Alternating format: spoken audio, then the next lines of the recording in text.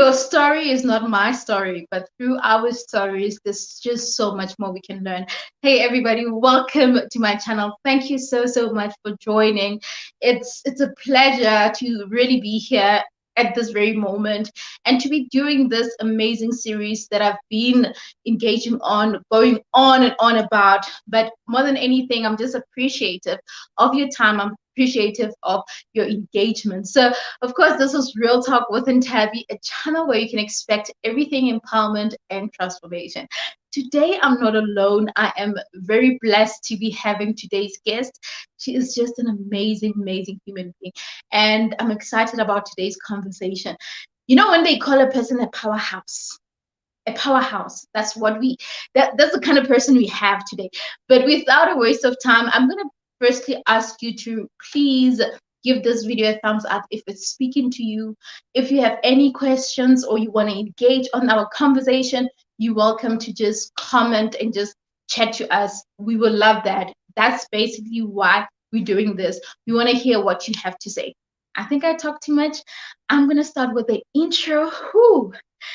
I don't know if you're ready for the intro, guys. I don't know if you're ready, but I definitely am ready. All right, so we're going to start with Pindi's intro. All right, so where are we? Okay.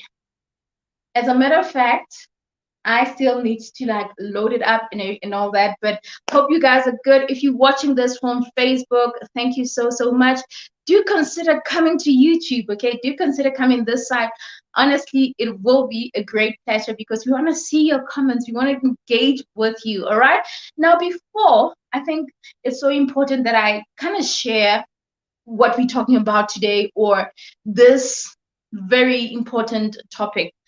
Do you know what mental health is? Let's start there. So mental health, you know, it includes emotions, it's psychological, it's social well-being, you know, it affects how we think, how we feel, how we act, and it also helps determine how we handle stress related to, and we know all the things that relates to that. And there's just so much more about, you know, mental health. But of course, I'm not going to be sharing more about that. We have an amazing guest who's going to be doing all of that. Anyway, let me stop talking and just roll the intro. Are you ready for the intro? Because I am. There is room to improve, ability to change, and capacity to grow. This is a quote by Phindile. About Phindile. Phindile Innocentia Mazindo is married to Lehlohonolo Mazindo and is a mother of 2 beautiful kids. She's the founder and co-pastor of Cathedral of Restoration, an outreach ministry that serves to restore God's people holistically and nationally. She holds an industrial management diploma, and of course, she later obtained her bachelor's degree in leadership and management. She is currently pursuing her BCom in business management. Yes, girl. She is a certified life coach and an NLP practitioner. She is an accredited ETDP Facilitator. So she worked for a German Chamber of Commerce for 7 years as a project manager. She is currently the MD of EmpowerMaz Development. She also runs marriage programs with her husband with the brand title Together Till the End. Oh wow, this is beautiful. She is an inspirational speaker and speaks in various conferences, crusades, revival meetings, countrywide. She is a radio content contributor, and she has been called to radio stations such as SAFM, Radio 2000, Radio Pulpit, Massive Metro, The Rock FM, Alex FM, Hope FM, Joyous FM, and I bet there's actually more. She is a trained radio and TV presenter and has MCed events such as the I Do Awards. Yes, girl. She is a founder and pioneer of Trap Wives program. She has been in ministry since her early childhood, and she has been serving God passionately ever since then. Okay, that's too much. Let's welcome our guest. There is room to... All right. Let's welcome our guests. Oh wow. Oh wow. Hi, Pidi. Hi, madam. Good evening. Wow, your intro. Actually, as I was supposed to just read it, obviously, to create that intro. But when I was reading, I was just zoned out. I was just reading it for myself, honestly. That's why I was just, but oh my word, can I allow you to introduce yourself? Because, well, I've introduced, I feel like I never do that. By the way, I never do that with my Right, guests. I feel like right. I just give a glimpse, but I had to read that. So I'm sorry, but the thing is, there's more about you. Anyway, let me just hide myself and allow you to introduce yourself to the audience. Good evening, everybody. I'm so grateful to be on this platform. Good evening to the Real family. It's so wonderful to be on this side of the screen and to be able to chat and to talk to you guys. Thank you so much to Ntabi for having me on this platform.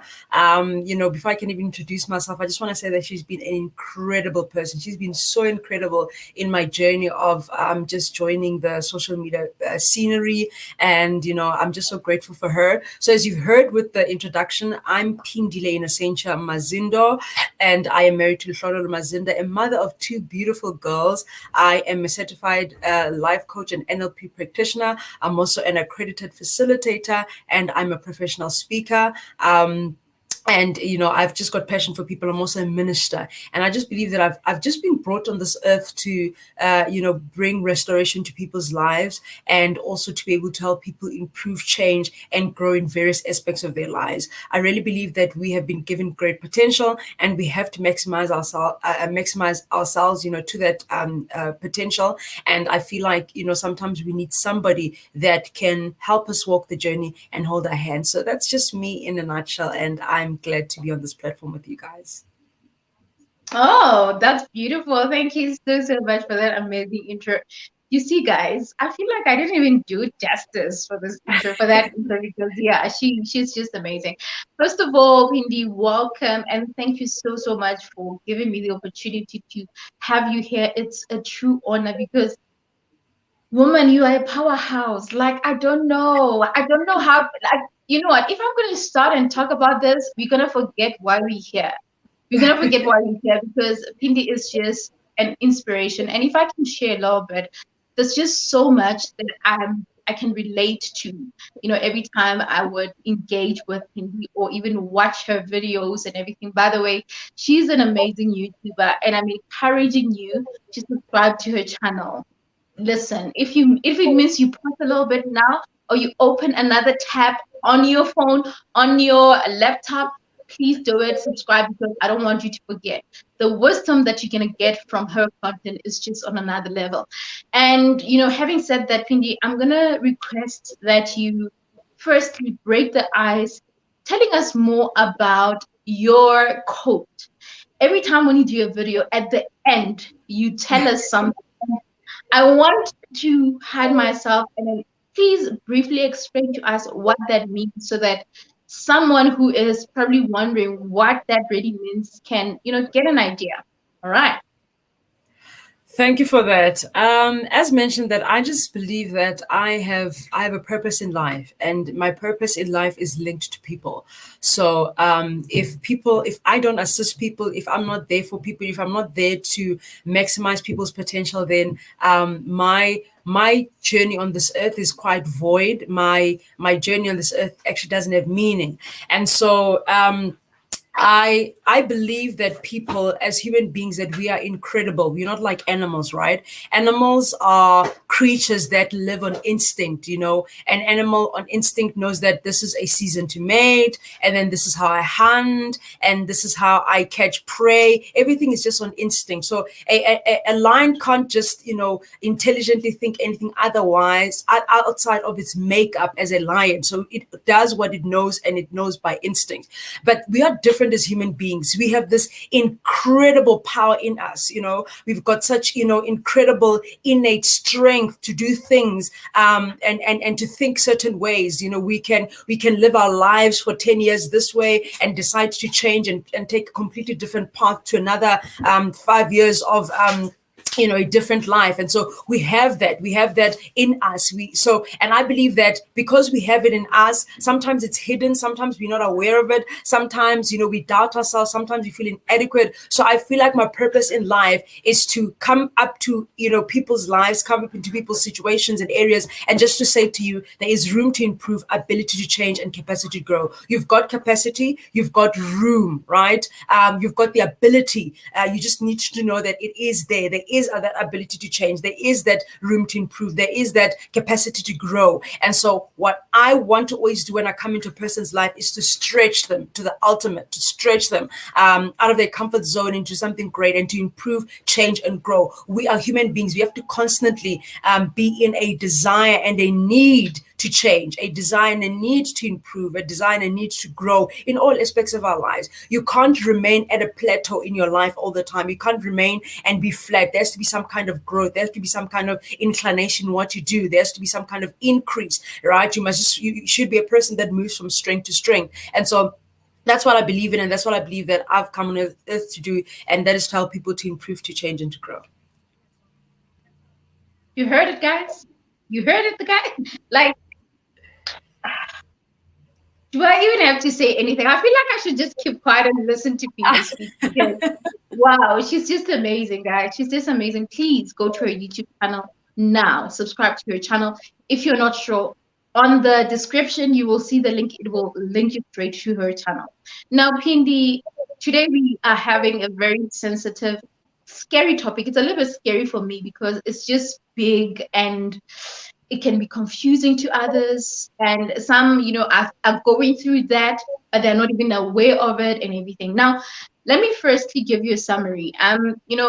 Since teenage pregnancy was announced to be the highest currently in our country at about 23,000, and we talk about from the age of 10 years, that really touched my heart in a very, I don't know, I can't even explain how I was feeling at the moment, because I thought of that young person and I thought of what they might be going through. I'm 30, I'm over 30 now, but I remember in my 20s, even thinking about having a child, having to think about that. I had to ask myself questions, but if I had to bring a child to this world, but even saying that, I had to ask myself, am I even ready to involve myself in certain things that will lead me to having a child or whatever?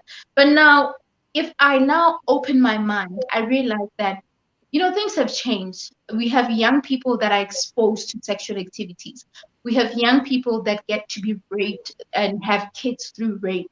You have others that were forcefully or somehow bribed. I don't want to call it bribe, but because they are young and they can't really reason better, they get to a point where they are pressured to doing things based on, they don't have the capacity to speak for themselves or stand up for themselves.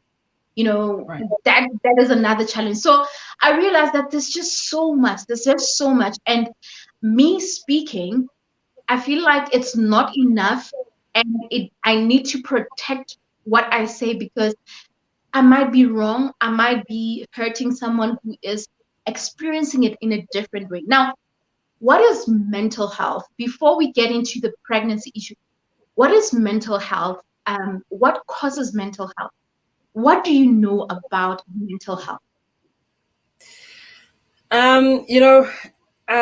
It's quite a pity that mental health, first of all, is an underrated topic.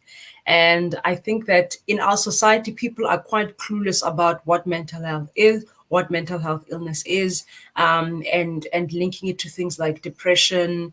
And oftentimes people would really exaggerate the matter and use a lot of words to describe what they don't even understand. Others will call it, craziness, madness, and it's a whole range of stuff that people talk about.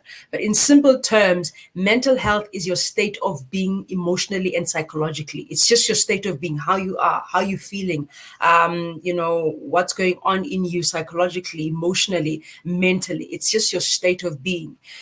Then we have what we call mental health illnesses. And mental health illnesses is basically a result of, the condition that is taking place or the condition that is happening to you psychologically. We call those mental illnesses. And so people tend to misuse these two words and, use them interchangeably. So when we talk of mental health, we're just saying your state of being mentally, like how are you feeling, how are you processing things emotionally and stuff like that. That's mental health. And then mental illnesses is the actual condition, of whatever's taking place. Either it may be chemical imbalance or something that you've gone through. Then the mental health illness is a conditional result thereof. All right. Okay. Wow. I hope you guys are taking notes, somehow getting an idea of what we're talking about, and somehow thinking of, what might be happening in your life, and somehow relate it and see if you need help. By the way, Phindile is one of those people that can actually help you if maybe you're going through something like this. Now, yesterday, Phindile, was it yesterday? Tuesday. What? Yes. Okay. Yes. No, on Tuesday. No, what am I saying? It's Thursday today. On Tuesday, we had a conversation and we were talking about what teenagers go through when they go through a process of termination and everything. And I mean, I can imagine that, termination of pregnancy, it's something that is allowed in this world or in the law. The law agrees with that. But some of us, like myself, I'm a Christian, I don't agree with that. But I don't want us to get into the Christianity way of things. Let's just be generic as possible. But all I want to say is that there's something that these young people go through, whatever process, even that one who has a child who is a mothering a child, whether they are rich at home, they have everything they want, there's something that affects them. And I'm wondering, how do you help someone who experiences such a traumatic experience? Maybe for some it's a shocking experience. How do we go about it? Because I feel like there are those that are not even talking at this very moment. Someone might be watching, but they're not thinking about what they're going through. And we wish to reach out to them, or we wish for them to be better and healed, not to necessarily tell the world their story, but we need them to be okay. How do you go about it? Like, how? Yeah. So a lot is happening in our lives. I think worldwide, I think the entire globe is just experiencing a very dark and negative cloud over ourselves, and at this current moment, there's nowhere to run to. You can't say, okay, but I'm done in South Africa. This situation is bad. Let me go to another country. I think everything just in general is just in a bad state. And, it's that on top of, suffering certain things as an individual as well. Hence, we're talking about mental health. I think the topic on teenage pregnancy, it's rather a painful and a sad one, and there's so many implications to the topic itself. I mean, there's a lot that we can discuss on, why the kids are getting pregnant, why what is happening. There's a lot of issues that have to be addressed. Some of them can be addressed at school level. Some of them can be addressed by government, organizations, but some of them have to be addressed by parents as well. I feel like there is a lot of work that has to be done in that regard. And I feel like that we should be running more programs for these kids, so that we're able to put them in a better understanding about what life is and how life will be. But what I've also realized, Tabi, is that sometimes no matter how much you advise somebody, when a person has made up their mind, they've made up their mind. And there's no one as dangerous as a teenager who has made up their mind. Those people, those human beings know how to make up their mind. And so they think they know. So no matter how much you're going to educate them, no matter how much you're going to make them aware, they'll always allow their emotions and their feelings to override what is actually the truth and what is actually, reality as well. And so it becomes difficult to try and advise somebody that already thinks that they know what they want and they think that they know how they will deal with life. It becomes a rather difficult situation. True. Hi, guys. Like, now that you're saying it, I'm trying to think, as a teenager, you're supposed to really get guidance from your elders. And when they say, do this, don't do that, you need to listen and do what they say. I remember my dad, when I was still in primary school, my dad had this what do you call that? Let me just do that quickly. My dad had this what he printed out some writing, and it said that for as long as you stay under my roof, you will listen to my rules and everything. He printed I don't know how many papers and just made sure that they are all over the house. I never got that. Like, I was like, my dad, is he trying to somehow make us feel like this is his home and everything? What was happening?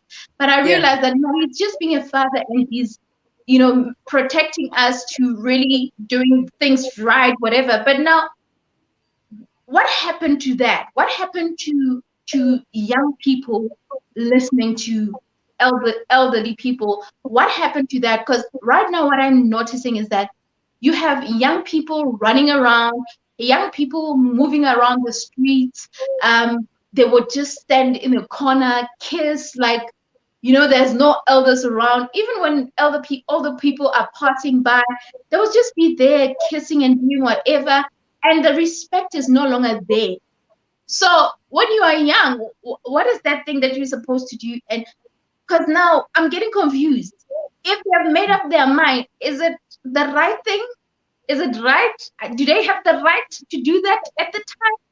What are the do's and don'ts? What are the limits? Because also the law really protects young people on certain things. But I'm confused. Yeah. Look, we live in quite a different and a sad generation. So I don't know what conversation we're having with my husband, but I said the other day, and my daughters are both under 2. So the one is 18 months, the other one is 2 months. And I said, I am not going to have somebody in my house telling me that, Mommy, my boyfriend is coming over, And I said to my husband, hell will freeze over. I still believe in the way that we grew up, that we have to respect, first of all, elders, as you say, when it comes to the situation. But I also feel like I'm the kind of parent that would want to, this is what I would encourage, because I think I mentioned earlier that the greater work must most probably come from the parents, right? And I'm a firm believer that if your child is going to take certain avenues or roads that are not what you taught them, right? That are not what you've embedded in them. Don't be a contributor to that decision making. Don't be a contributor to that route that they're deciding to take, right? Do not. Let me say route, because I see Lakuta's joined us. So Americans don't say route, they say route. So whatever route your child decides to take, and it's something that is opposite from what you taught them, it's something that's bad, do not be a contributor of that. And what do I mean by that? I mean, continue to instill values in your child, continue to restrict your children from certain activities and certain things. Just because they're going to have freedom of will, or they're going to have willpower to do as they please, though they're living under your roof, it doesn't mean that you need to agree with what they continue to do. You still have a right to say, in my house, this is not going to be done. I'm not going to allow you to drink. You're not going to smoke. You're not going to do this. And if they decide to do it, let it not be on your premises. Let it not be on your time. Let it not be with your money. Let it not be with your encouragement. If they're going to go astray, it must not have anything. You must not be part of the equation. You still have to play that role as a parent. And I think one of the things that what I've observed as well is that nowadays, parents have a tendency to become friends to their children. It's very good to be open to your child. It's very good to give your child that space and their allowance to speak to you about anything and everything. We have to be there for our children, because the mistake happens right there, where your child has interest in certain topics, but fears to speak to you and will speak to a friend that now influences them badly, speaks to another adult that will influence them badly. So you have to be the first option for your child to come and speak to you when they have something to discuss. Having said that, you also need to be careful that you are still the parent. You still have to instill value. You still have to put your foot down, because at the end of the day, their teenagers are always at a point where they feel like they know better than their parent, and you've walked this journey. Furthermore, because you're a parent, the person has your genes. and sometimes they inherit certain things from you, certain behaviors and whatever. And sometimes you're able to link a certain behavior to say, I was like that when I was a kid, and I remember this happened and it led to that. So it's easy for you to even guide them in the right direction because you've gone through something like that, So I think that parents should still continue to instill values regardless of the fact that the kids might overstep the boundaries or the rules. Okay. I think I get it now. I get it now. And before we continue, I think let's not be rude and let's welcome our guest. I mean our what? Guys, I'm rambling. I feel like I'm so scared and whatnot because I'm with Phindile. I'm still trying to pinch myself. Let's just see what our audience is saying. Like I don't do this. I don't ramble like this. You can see that. Hey. Okay. Right. Okay. Let's see who we have on the chat. So we had Masejo coming at the first place. Hey, Masejo, thank you so much. So Masejo owns that company, My Demogela Corporate Solutions. So thank you so much. She's definitely excited. Give us a glass there. I see that you popping some champagne. Richmond, it's always a pleasure to have you here. Thank you so much and welcome to the show. Blind Guy, his live, their live, Laquita and Corey, thank you so much. Two amazing ladies. I mean, both in one place. I mean, you know, finally we get to do something together. And I feel like more and more is coming, by the way. And guys, if you're watching from Instagram, if you're watching from Facebook, please consider joining me on YouTube. Real Talk with Ntabi. Search for that. Come and engage with us, all right? So the teenage mind is stubborn. It's a stubborn one. I used to have one. Oh, you know what? This is another issue right there. This is another issue right there that we'll need to really talk about. All right. So we've got a comment coming from Facebook, and it says, I think the only thing you can do is to guide them and leave space for them to make their own mistakes. That's the way they will have, that's the way they will have stories to share. Now, I really want to touch a little bit on this. Yes, it's important to allow your kids to really do things on their own, try their own ways, and really make their own mistakes. But I feel like let's not forget that you will need to instill that foundation. And it's easy obviously, no one is perfect. We all have our share of mistakes and all of that. But when you have built a strong foundation, even when your child decides to go through life and everything, they'll somehow have that base, that foundation. But obviously, like I'm saying, no one is perfect. Along the line, you will somehow make mistakes, even though you have really got that foundation and everything. But I feel like it's so much better and easier if there is that, because even your values, even understanding your values as an individual, as a young person, understanding the kind of background you come from, your family, what they want, what they don't want, what they do, what they don't do, you somehow get an idea of what shouldn't be done. So that's just my view. We've got Nondu. Hey Nondu, good to see you. I'm late, but we are here, and I'm so excited for this. Both my faves. Listen, we are happy to have you. We are happy to have you here. Thank you so much. Okay, I agree with Pindi. Parent and guide your children, even if the children aren't always keen to your guidance. Definitely. You can't. This thing of I know there are a couple of people that like saying that no, my kids, I don't reprimand my kids. If someone, like maybe a sister, a friend, a relative, tries to talk some sense into your child and everything, like, no, don't talk to my child like that, whatever. Obviously, even with respect, it's so important that you understand that you can carry your child like the most expensive glass, whatever, but when it comes to a point where you need to be strict, I'm not saying be violent. To be strict and really put your foot down, then do it. Make them aware that this is not what I don't like this, I don't like that. Guys, let me tell you, my mom is the most softest person, soft spoken and all of that. But when my mom, Like even people in my street, they'll be like, does your mom ever like shout at you? What do you do when she shouts? I'm sure you ignore it or anything. I'm like, no, guys, I don't ignore it. I actually feel it because I know exactly when she's really serious and saying, hey, even using that, sweet voice and everything, I know and I can feel it even when she's reprimanding me. So I don't take it for granted at all. All right. All about Portugal vlogs. Hey, thank you so much for joining. Nice to be here. Good to have you here. Hey, Richmond. All right. Okay. So you're greeting each other. All good. Do that, fam. We appreciate that. So Kelly Banks was the one with that comment on Facebook. So Kelly, thank you for watching from Facebook. Do come on YouTube because we have a YouTube channel already. Okay. So yeah. Moving on. Is there anything you want to touch on the comments that we just shared, Pindi? No, not as yet. We can proceed. Okay. Yeah.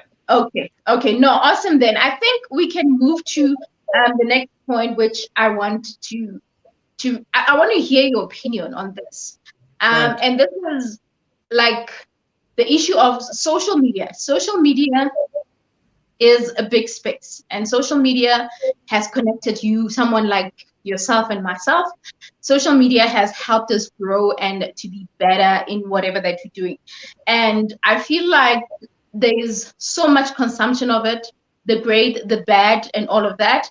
And when it comes to young people, I think it's a little bit difficult to really control it.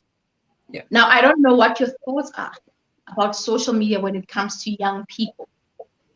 What are the good? What are the bad? What can you advise them?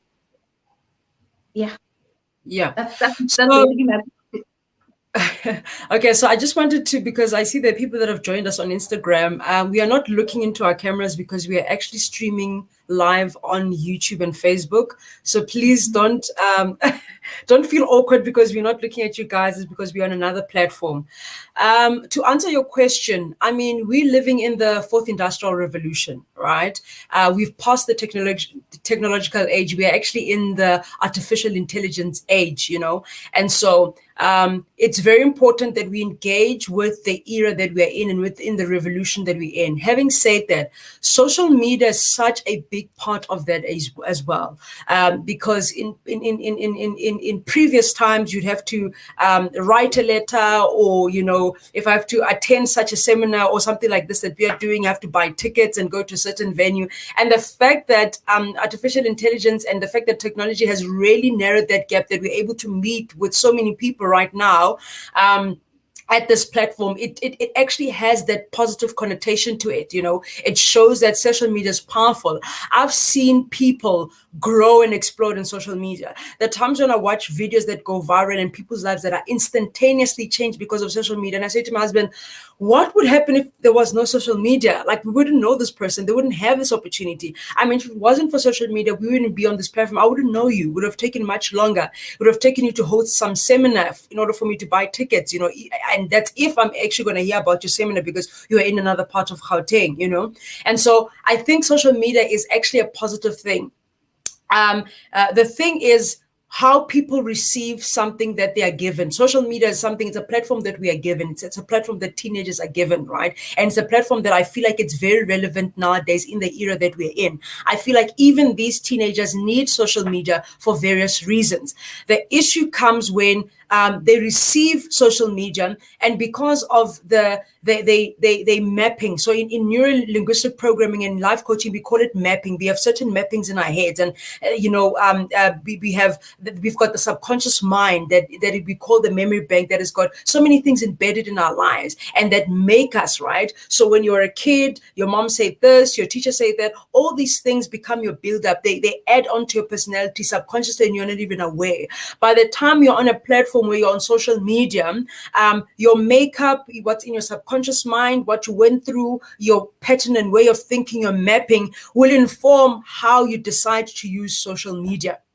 Because if you're a teenager that has a filter in you that is not negative and that doesn't have a negative connotation or doesn't lead you into a detrimental road, you will use social media to advance. You could easily start a business on social media to do coding. I mean, these young kids are so brilliant with coding. I mean, coding is a very important thing right now. So, I mean, they can easily they can take YouTube videos, learn how to do coding and start a small business, or, on weekends when they don't have their homework, to help small companies that are starting up on whatever they need, whether they need a website or so forth, right? They can even use social media, because YouTube, for example, is a social media platform, but even YouTube has got people that are teaching, whether it's mathematics or it's science, right? So they can actually use social media to advance their skills. They can use social media to sort of grow their capacity in even whatever industry that they aspire, especially the ones that are in secondary school and high school already. There are those that are undergoing career guidance. So social media could help them, because they could come and find somebody like Ntabi, who is an IT enthusiast, somebody who's in media, and start following your page to say, oh, this is how she does things. She's finished that degree, or she studied that, or now she has her own business. So it's actually positive, but it depends whose hand it lands on. And it's very unfortunate, because of the peer pressure of social media, when it lands on teenagers' hands, they end up feel provoked and pressured to step up as well, to step up. And I mean, I'm on Facebook, and when I look at my circles on social media, because of the people that I'm following and that follow me, it's a very close and clean circle. But there are times when I stumble upon Facebook pages of teenagers, and then they like grouping themselves. My goodness, it is horrendous. It is scary. The pictures, the words, the amount of swearing that is on there. And it pains me, because I feel like they are already writing their CV and they're writing it incorrectly. Social media is not just a social platform anymore. It's actually your curriculum vitae. It's your resume, right? Hence now, when human resource managers want to hire you, they want your social media handles. They want to check and stuff like that. So it's your resume, it's your CV. And I feel I cringe looking at the CV that these kids are already writing, right? And the kind of influence that they're giving one another. There was a time that I stumbled upon, so my nephew sent me, he's about 17, he sent me a friend request. And when I looked at his profile, my God, I had to breathe. Like I had to take my asthma pump, and I lost my breath. And I set him down, and they've got all these funny names. He didn't have his real name. I saw the picture, right? And they've got these funny names with a lot of stuff. And I said, Can I disturb you? My sister's very first YouTube channel, her name was Caribbean Twist. That was her name, Caribbean Twist. I'm sure that Facebook is still there, but it's not in use. But imagine Caribbean Twist. And anyway, carry on. And I cringed at looking at that, and I said to him, You just friend requested me. You saw me. It's Phindile Innocentia Mazindo. So why do you have a need to write all these names and stuff like that? This is real life. This is not a show. And I feel like teenagers come on social media and it's like, I'm just imagining how it'll be.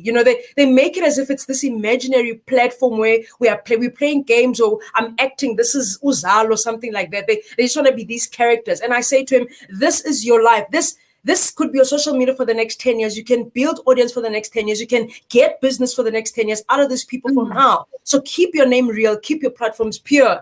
And so I wish that, even though there is that negative side to social media, it's like beauty. Beauty is in the eye of the beholder. How you use social media is in the eye of the beholder. It's how you decide to do it, And I feel that, because we see some teenagers who are great influencers. I mean, you would be shocked. And these people are kids. They influence even us. You look at their social media like, really? It's in the eye of the beholder, And so I feel that because we're already in this era, and you can try by all means as a parent to either take away devices from your child or limit device usage or limit screen time. But at the end of the day, this is where we are, right? Because they use their tablets at school. They use tablets nowadays, right? And sometimes you need your child to have the phone on them because in case something happens, we're in a time when human trafficking is so prevalent in so many areas. So when your child has got their phone on them, you know that you can track them. So rather,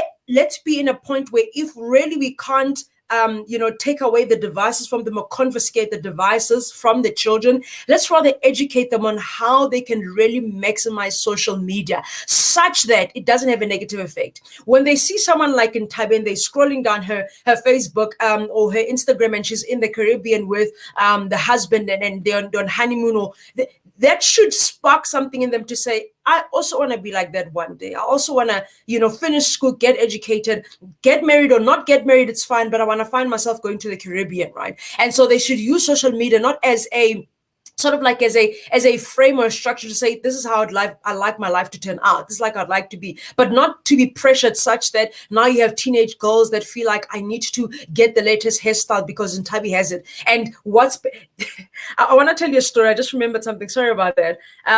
When I was, so I'm a person that I've always been amongst old people. I'm not young. I've always been amongst people who are old. And the reason why I'm saying that is because when I was like 20, I would be hanging out with people who are like 35 and 40. Even my friends right now, they're much older than me. And even my husband is like 10 years older than me, as you know. And no, he's not a sugar daddy, guys. He's not a sugar daddy. Don't come and throw statements here. He's not. If you don't say that, you're going to have to deal with me. He is not. Yeah. There isn't Tabi for you.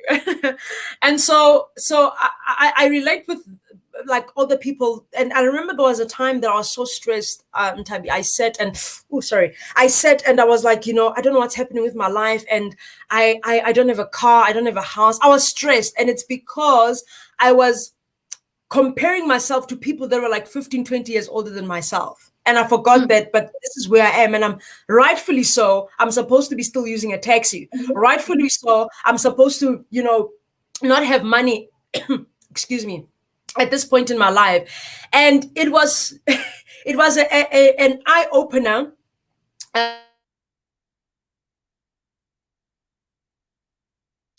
Apologies for that. Like Pindi said, guys. Oh, okay. She's here. Sorry about that. It was an eye-opener. Yeah. Excuse me. All right. Technology, right? We always have a problem with technology. It always messes up with us. But in the meantime, let's see what you all have to say on the comment section. What is Nondu saying? True, social media has become so important. All right. I think Pindi's back. They don't know that when they have to be employed, that they would be reviewed. Trust me, they don't, and we need to remind them every time. But anyway, you can continue, Pindi. Yeah, so, oh my goodness, I lost track of what I was saying. Okay, so I see there's a comment there by Kelimusa. He says, it sounds like you're in a phone call. Is the sound okay, guys? But this is on Instagram. Is the sound okay? I think Instagram is because my phone is literally on top of something, so it's. Is it? All Honestly, right. I think it's fine. But what do they mean? I'm not sure. Okay, I'll have to use a different device, but I think you can continue. I'll just do the technical stuff just to check it out then. Yeah. Right. So, and as I really suffered. I suffered such that it actually caused me a very depressive state. I used to sleep, in Tabi, the whole, I'd knock off from work because luckily after matric, I landed sort of like a learnership. So I was studying and working at the same time. So obviously, Monday to Friday, I'm either at school or at work. So literally when I walked in on Friday, I would sleep can only get out of the room when I have to take a bath, and I just might eat, but I probably won't the whole weekend. I was not even going to church anymore.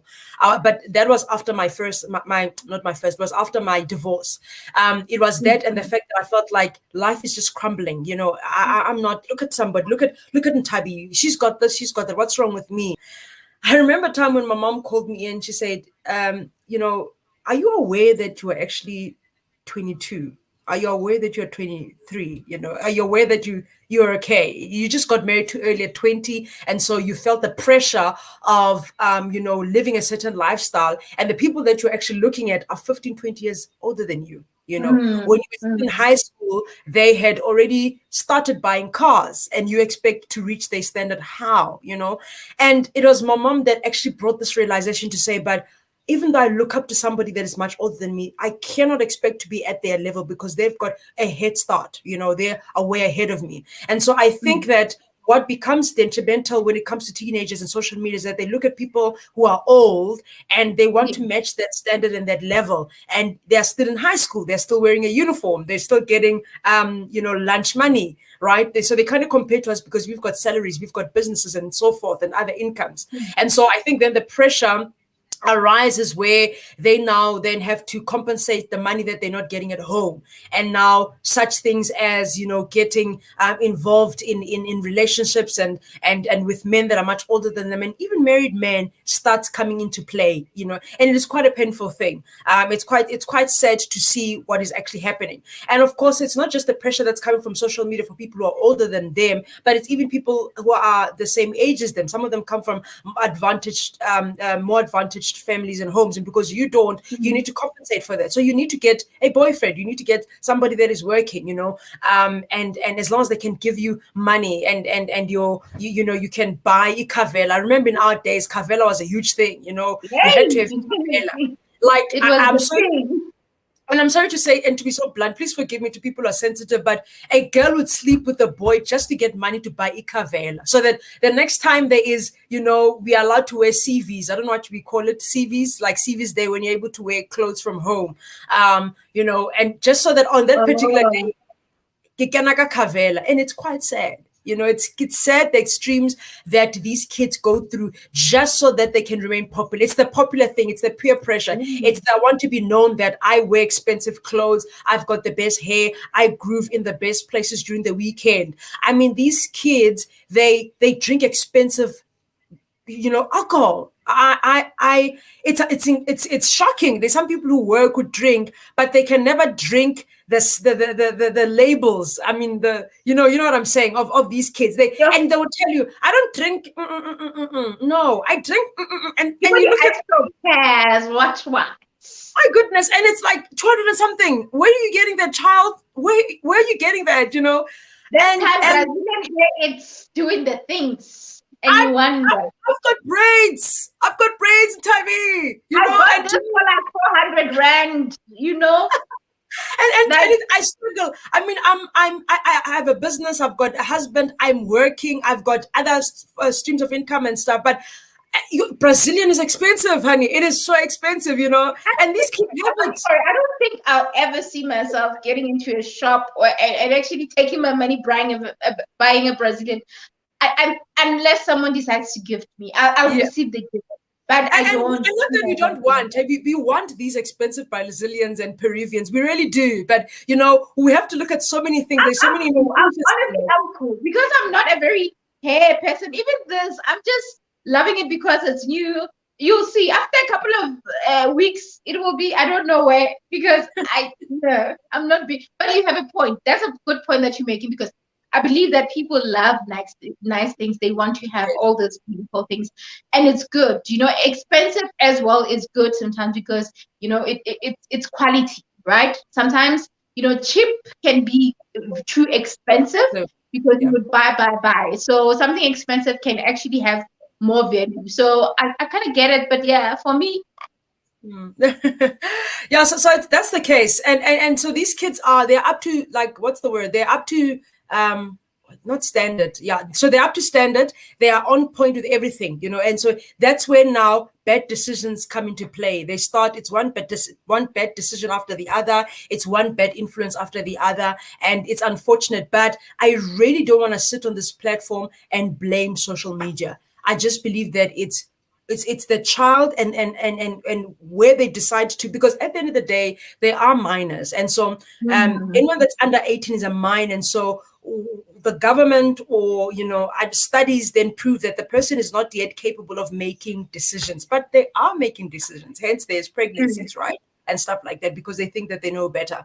I just feel like that they make poor decisions, and it's unfortunate. And so we can also even bring into play that it's adolescence and it's hormones and it's emotions and feelings, and they feel like they need a boyfriend. It's a lot that we can actually bring into play. But at the end of the day, we need to be aware that they need guidance nonetheless. These kids actually need guidance. They do need guidance a lot. They need guidance from the school. And I was so happy because I think we were the new, I don't know what they call it, but we were the first grade 12s to write the new curriculum, NCS. We were the ones that carried on the first curriculum. And I was so glad that, hey? We broke the ice. Yes, we are the pioneers. We are right there. And what excited me was when they introduced life orientation as part of NCS. I think that is such a great initiative that was done by the education system, or rather the education system that they decided to select, because there are various education systems, but I'm glad that they decided to choose the one that also incorporated life orientation. I must say, Ntabi, there is a lot of education out there. If you can watch some of the most popular local dramas that we watch, watch the show and it's the show, but if you can actually see, they incorporate so many stories, they incorporate a lot of things that are happening right now that are dominant in our country, whether it may be gender-based violence or something, but there is some form of awareness in the dramas and the local stories that we watch. Awareness is there, NGOs are there, there's life orientation in school, there is awareness is given to kids to say, you're not at an age where you can make a good decision right now. You're not at a age where you can be rational in your decision making. You are spontaneous. Everything just happens so spontaneously. You're in the moment. There is that kind of awareness. There's awareness that there is something called teenage pregnancy. You can get pregnant if you sleep with a boy. You're going to get. There is that, but I feel that nonetheless they sometimes bypass that and continue with whatever decision that they want to take. Okay. All right. No, thank you so much for that. And I'm hoping that everyone who's here is already taking something. I personally am learning. I mean, I'm going to be a mother at some point. And before that, I already have a niece who's a girl who I'll need to really make sure that I look after and somehow guide in this journey of life. And we're not just focusing all of this to a girl child. Obviously, a boy as well is affected one way or the other. But before we continue, I'm going to read a few comments. Okay, Kilabukhile is saying, I'm here. Thank you for coming to YouTube. She was on Facebook. Thank you so much. Blind guy says, oh goodness, the nephew's page has a breaking out the asthma pump. It was bad. Like yeah, no. If it came to that, I mean, listen, I know. If the asthma pump comes out, something is hectic. I'm telling you. I know very well. My hubby, when you know that it's going down, my husband will take it out. So yeah. The older people are responsible also to prey on the children. They are being sucked into the social media in a wrong way as adults. So it's crazy. It's crazy. I think you missed a comment from Non-Doom CB. I think you missed that comment. Oh, actually, I think I read it before, but I think I didn't read it properly. The true social media has become so important. They do not know that when they have to be employed, all that will be revealed. I think I did read it, earlier, and then we touched on it. But just to, somehow add a little bit. Honestly, guys, what you post on social media says a lot about you. nowadays, like Pindi explained, you don't necessarily need to send, even if you send your CV, first thing they'll either Google your name just to check where you are appearing, or go to those social media platforms and see the very first 6 posts that you have. They won't even go through the whole, because obviously they don't have time. They have to check other resumes and all that. The first 6. So the question that I have for a young person or any individual, because this does not just speak to a young person, because I believe that if you grew up as a teenager, practicing a certain behavior, if you grew up using the same thing, chances are something is still lacking. But the question that I have is that, what are you known for at this very moment? I don't, whether you're still young, and what are you known for?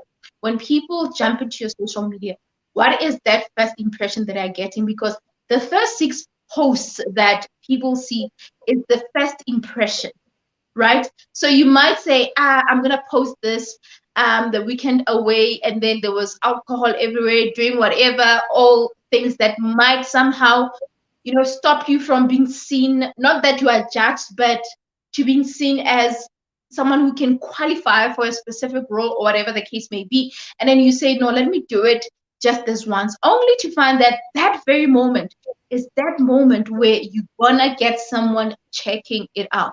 So now, are you consistent with who you are, or you are different characters? You go to an interview today, you are all suit like professional and all of that, but when you walk out and when you go to your social media, we see someone who's totally different. Who are you, and what's influencing you to be 2 characters, not the same person? Because if somewhere else you are this person, and then when you are acting, why don't you just go and ask for a role in all the soapies, because, or dramas or movies, because you are an actor, you have different characters. But now, bottom line is that, what is that thing that you want to be known for? I mean, I personally have really used my social media. I mean, I love pictures. Something about me, you will see a picture. I'm telling you, listen, even today, I'm sure I'm going to post a picture. Yes. And now, what I want to say is that often I would put like maybe a motivational message or an inspiration. And someone once said to me, why do you like putting like quotes or just inspire? Or why do you like putting your picture and motivate? I don't see the logic of that. I'm like, you don't need to see the logic of that. This is me. This is how I do it. And I feel okay doing it this way. And I'm not posting a picture so that people can give it a like. Already I'm satisfied with what I'm posting. But also, I believe in, speaking what I believe in, or putting out what I want to be known for. So that's why I do that. So try to really look around that. And without deviating from the conversation, because we are still on, the dangers of teenage pregnancy, mental health, and all of that. To young people, it's pointless for you to live your life for other people. It's pointless for you to live your life to prove a point. It's pointless for you to go to nightclubs and whatever and do all these things and drink like I don't know what, and say that you are the coolest, you can drink more than someone else, or whatever the case may be, and end up being in a position that you never wish to see yourself in. I'm not judging you. I'm not trying to put blame on the things that could happen to you. But all I'm saying is that guard yourself. Live a godly life. I'm sorry I'm going to put God, but live a godly life, because you need to really master and understand that the mindset, the body, and the soul, this is very important. Your body, your mind, the physical, and listen, emotional, everything, it's so, so important. You need to protect it with all that you have.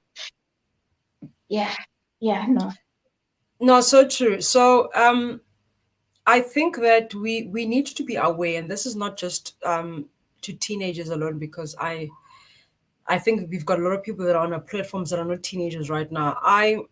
Every decision that you make will have one or the other consequence. And I think that is the biggest lessons that we can teach the young people, and even redirect it to ourselves. Every decision has a form of input in your life, and there will be a form of output as well. It's just the simple concept of you will reap what you sow. It's that simple, right? And so I think that we need to focus on what bricks are we laying on what foundation do we have, first of all? Because I think the concern and the cry that we have when it comes to teenagers, we are basically saying to them, you are actually setting a bad foundation for your life, and I can tell you now that a foundation of your life does not start when you are a young adult and you're 21 and 22 and now you live at rest. No, it's not like that. In your teenage years, that's already a foundation. And you're already, even though you are a minor and it's depicted that you can't make decisions on your own, at the end of the day, you still have that mental capacity of knowing between wrong and right as well. And so I think that we should bring them to an awareness that you are actually building your foundation. You're establishing and developing, you're establishing your foundation. And every brick that you lay, every decision that you make is it's part of this building that you have, right? And if you put a foundation and you don't put enough concrete, or you put a foundation and there's not enough cement, you will build. You definitely will put another brick. And you might put a brick that is half done and didn't go through heat and stuff like that. It will form the structure, but we'll then see it when a storm arises. We'll then see it in a couple of years. We'll then see it when engineers come and have to assess and stuff like that, or somebody comes and tries to renovate the building. We will see that there was something with the foundation because it's going to come crumbling down. And so we need to make them aware that you are laying a brick, you are laying a foundation. Are you aware of what you are doing? Because at the end of the day, to me, it's like, yes, we see that you are drinking. And at the end of the day, you can shout and scream at your parents and continue to drink. But do you know what you're setting up yourself for?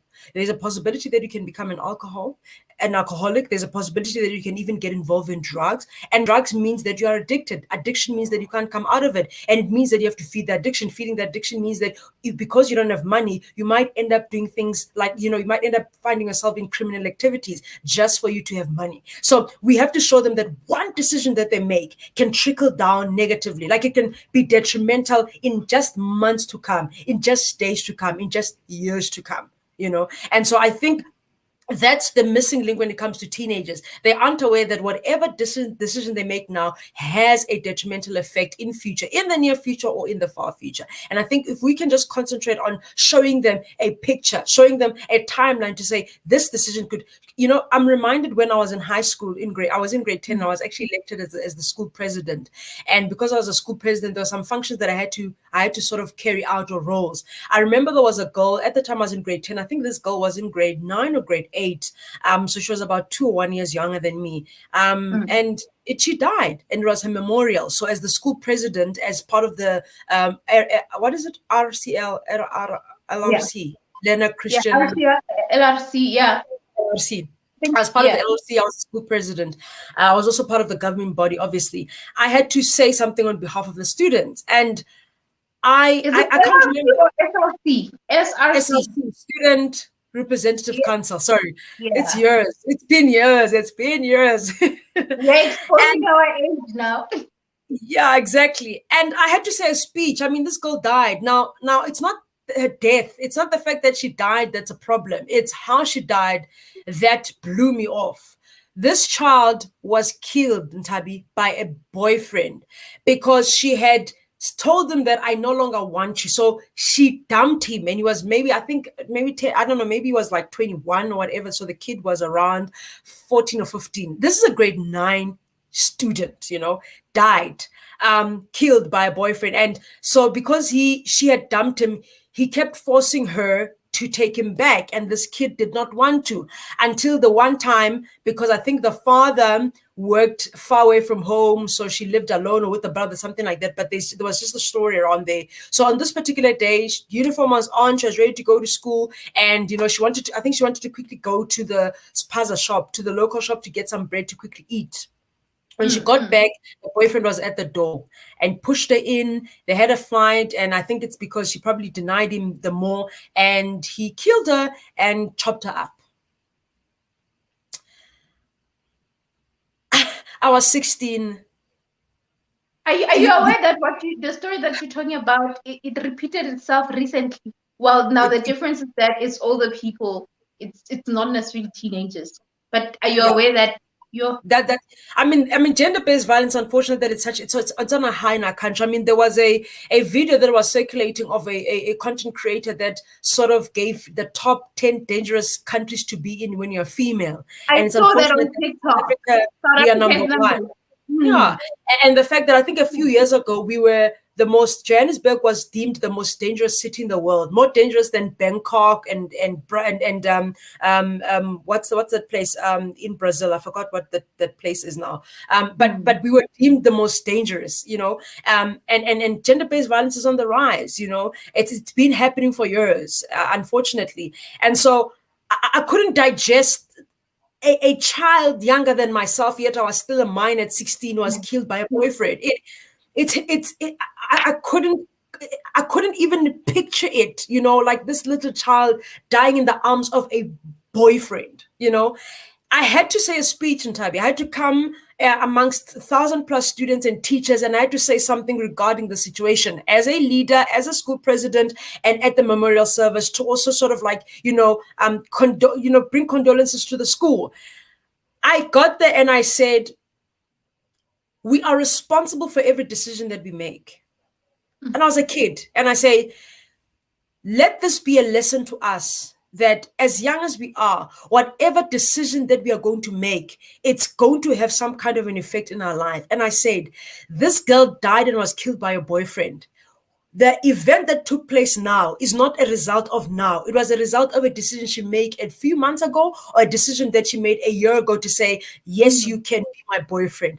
That slight statement that said, yes, you can be my boyfriend, or whether she kissed him back or whatever, however she formalized the relationship, that one decision led her to a death. And I said to them, you are making decisions constantly when you wake up, when you brush your teeth, whatever decision you make from today, from the story, is going to have an effect upon your life.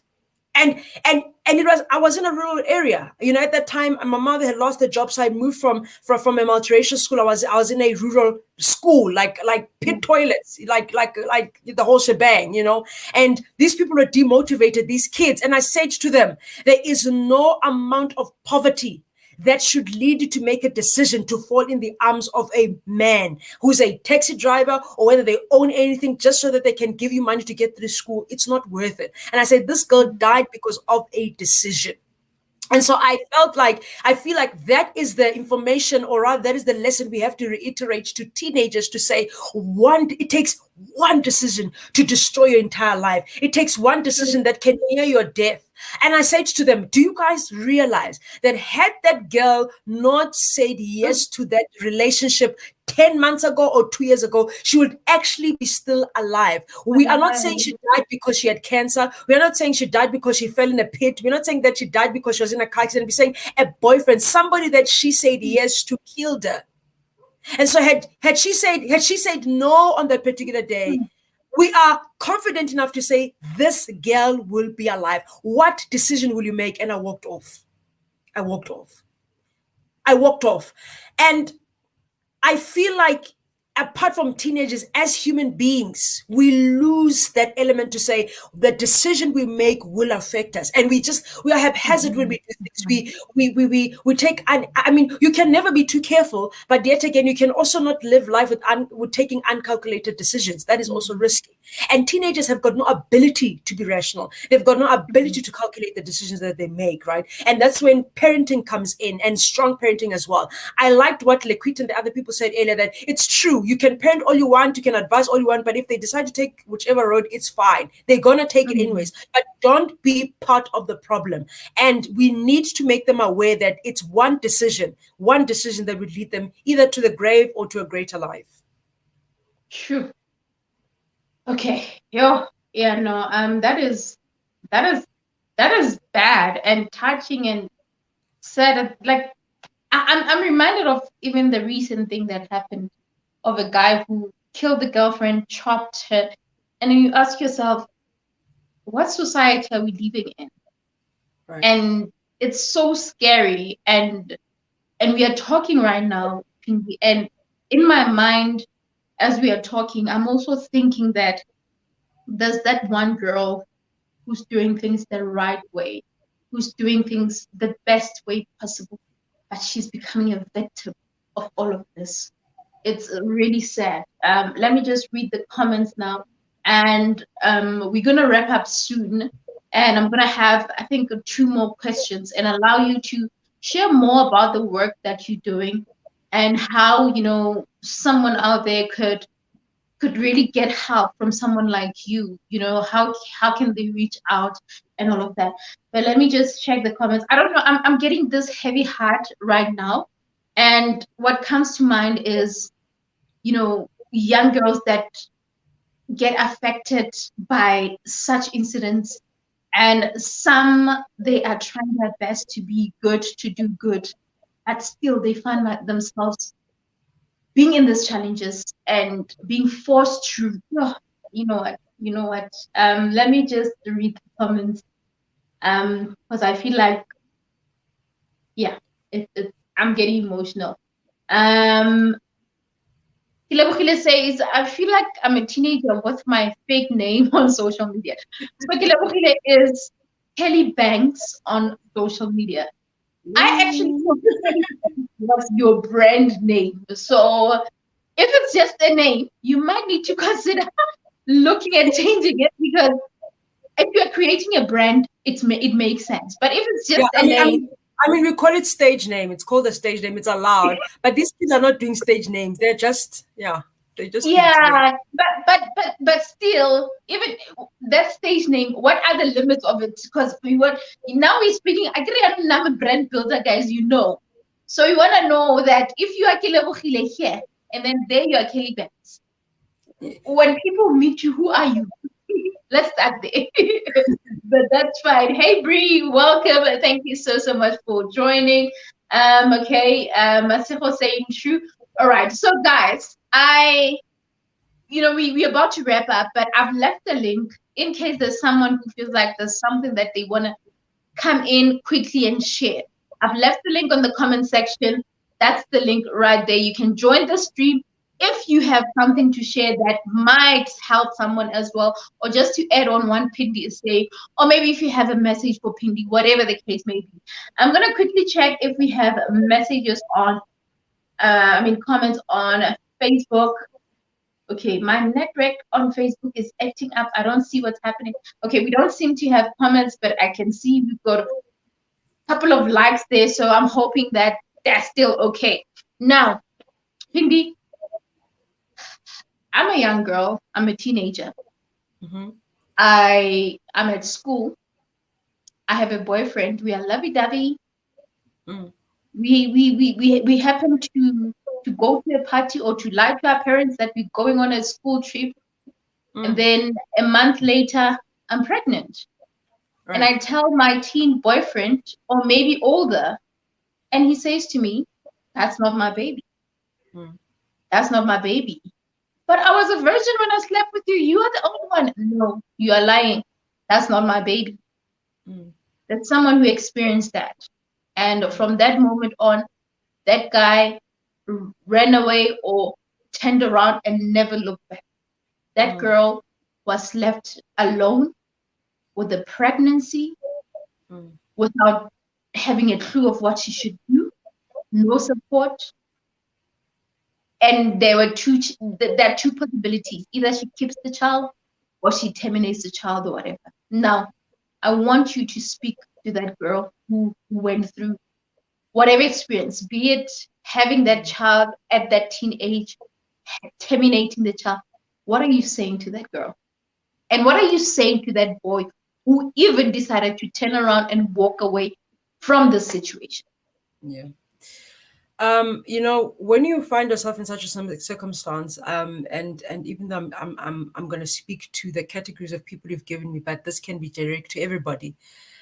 When you find yourself in a position that you were in a boat with somebody and they decide to jump ship, find somebody that can be in the boat with you. And if you're a teenager, the best bet is your parents. Yes, they warned you. Yes, they reprimanded you. Yes, they're going to be upset, but I promise you, I can tell you now, your parents are your parents. You're going to be angry the first couple of days, couple of months, but they're not going to run away from you like that boy. So I would really give advice to a teenage girl to say, go to your parents and speak to your parents. Tell them that this is the situation. They will help you. They will help you through it. Whatever decision you decide to make, your parents will be there. Not only that, but because they're parents, and also in our culture, there's a way of doing these things. There's a way of presenting such a situation or a case to the family of the accused, boy, to say, if it's Tato, then we know that if once you tell your parents are going to take the uncles and they're going to Tato's parents, and their ways. So rather that will be the time for you to actually get your parents involved, so that the situation is solved, because it's not beyond your control. It's not your control rather, but it's beyond your capacity, at this point, because he's run away, and this is a child, this is a life coming, into the world. And so, speak to your parents, and so that they're able to get their parents. And I think from there, depending on the family, depending on the situation, there'll be a way forward. And no one's going to force the boy to continue, to be involved with this girl, but he has to take up responsibility. If he was responsible enough to take down his pants, he needs to be responsible enough to raise this child, right? If the lady decides to keep the child. To the girl that has been pregnant and had to terminate, I'm a professional. And so when I'm a professional, I don't mind. I can go on the next 5 hours on the stream live and be circular, but please allow me to bring the faith element into this, right? And to say to you that God is a restorer of souls. God restores, pure. And that's period. In actual fact, God restores. And even if you made that decision to terminate and whatever might have happened, God is able to restore you. You have no need to feel inadequate about yourself. You have no need to hate yourself. What happened, right? We cannot go back. We cannot reverse it. There will be a lot of regret. There will be a lot of pain. There will be a lot of guilt, but you have an opportunity to move on. You have an opportunity to heal from that, and you have an opportunity to be restored from that situation as well. And even if you are a person that doesn't believe in God, that's when you come to also us, another aspect of us where we are professionals, we are counselors, we're able to help you do that, because such things do lead to mental health conditions, a depressive state of some sort, because you keep dwelling. So your depressive state is not aggravated by your inclination to the condition, but it's aggravated by a certain circumstance or situation. So it's an acute depression. And so, it's best to go to people that can help you do therapy, to heal from it, to forgive yourself and to move on. But you have to move on. It's a new dawn and it's a new day. What has happened has happened. Rather use your experience to help other girls, that they don't land up where you landed up. To the boy that has encountered this and you've run away, I'm telling you, you are setting a trend for your life. If you're going to run away from responsibility like this is not going to be the first time. You're going to continue doing that. It's best to face up and own up. You're going to be much stronger than what you could ever think that you are. There's no need for you to run away from a situation that you helped create. Yes, you were not aware, it was not intentional. We understand all that. But the fact that you were part of the equation, you have to own up. You have to own up. Right. And if the lady decides to keep the child, you have to support that decision. You can't force her. And just because she decided to keep the child, that shouldn't be an ultimatum to say for you to say that now I'm walking away because you decided to. I don't think that's fair. I think that you need to own up and you to help and support where you can. And I can promise you now, that is life lessons to yourself. It will make you that lesson on its own can make you a powerful business person, because you know that when I take a risk, I get into something, I know how to own up. If I go bankrupt, I know how to own up. If I get liquidated, I know how to bounce up again and start another business, right? So you can't run away. You have to own up for your problems. And I think just generally in life, we need to understand that a lot happens that will actually deter us from our desired destination, or our purpose and our true identity. And when that does happen, when there is a detour, you need to come back and come back on track. You need to find ways to realign, find people that can coach you, that can mentor you, find people that can help you go through that situation or overcome it or come out of it, rather.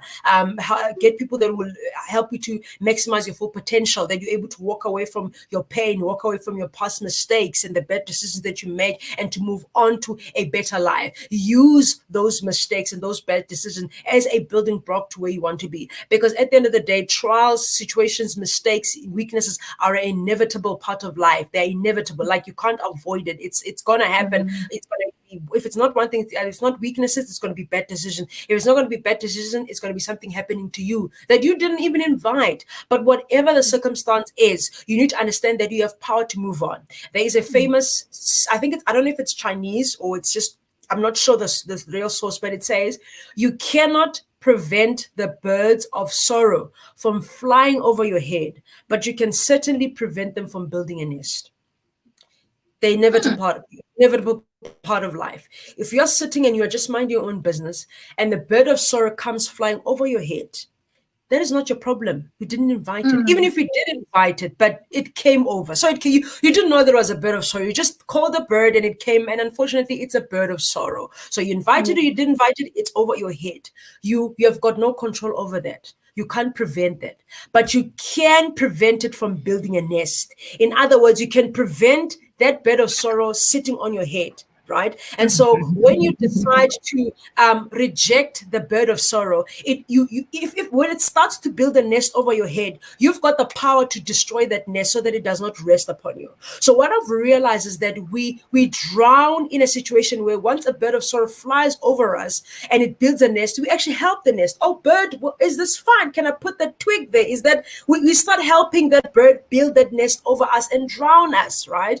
And so it shouldn't be like that. Even when it comes to mental health and mental health conditions, even though you have depression, you have been diagnosed, it doesn't mean that you have to die. Right? It doesn't mean you have to die. You can still get help. You can still get medication, diagnosis. There's always help available, right? Whether you're a kid, you're a teenager, you're having marital problems, you're having financial problems. I mean, even if your business is going to liquidation, there are business rescue plans. Banks offer that. You can get other investors. You shouldn't let the nest fall on your head such that it accommodates a conducive environment for the bird. When you get rid of that nest, you are going to automatically, by default, get rid of the bird from staying and hoovering over you and condemning your life. So you have the power to say, it's come, but now it's got to go. I am taking a new leaf. I'm turning away, and it's a different. Laquita's here. I'm going to keep quiet now. No, finish up. I'm sure she'll be like, no, finish up, Phindile. She's the amen corner. I will never forget that day. That was the best YouTube video live I've ever been in my life. Which one? Oh my goodness. The amen corner.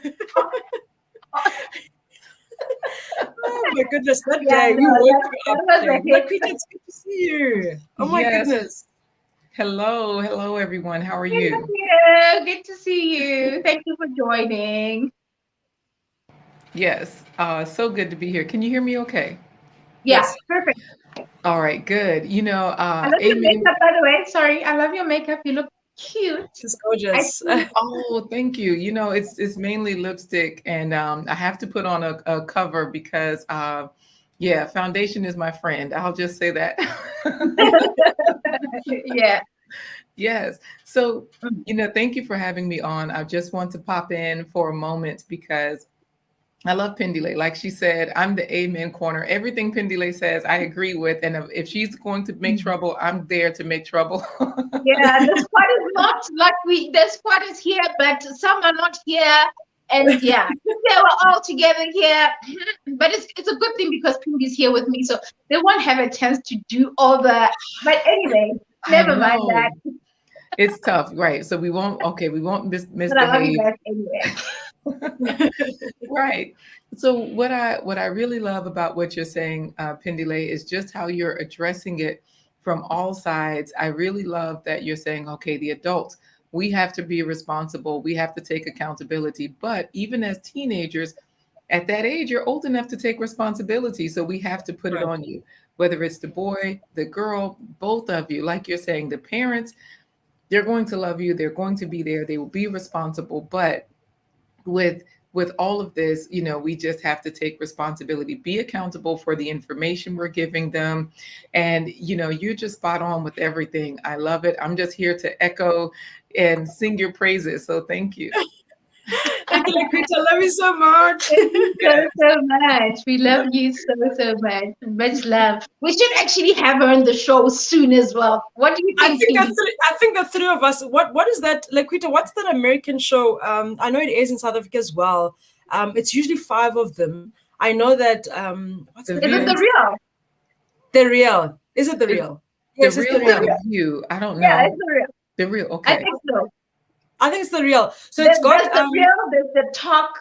So there's most of them. It's actually a group of 5. So one of those. Yeah. So I think one of them is Adrian. Adrian is in that show. Adrian. The twin. She's not a twin. But they're real. So I feel like we should do something like that. Okay, once just the 3 of us like this. I'm telling you, we are a great panel. Yeah. We'll take the whole world by storm. Yes. I've noted it down. It's happening soon. I love it. I love it. Well, thank you so much. Thank you so much. We appreciate you. Thank you for having me on. And, I'll keep watching. I'm going to chime in. We're going to go driving a little bit. We have a few errands to run. But yes, right. I'll be here listening in, chiming in. I know you're wrapping it up, so I'll be here until the end. Much Thank you, ladies. Thank you. Love you. Awesome.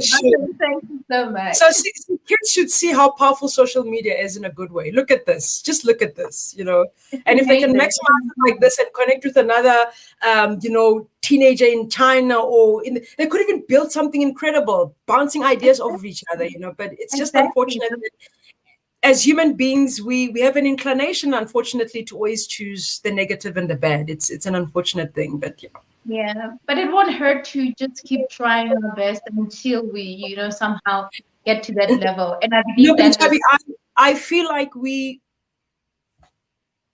have a purpose in life, and those of us that we're called to empower people, I feel like there's a lot of work cut out for us. I'm just not sure whether we're doing enough. Are we doing enough? These kids need us. These broken homes need us. Broken marriages need us. Single-parented homes need us. Are we actually there? Are we doing enough? It's just my question.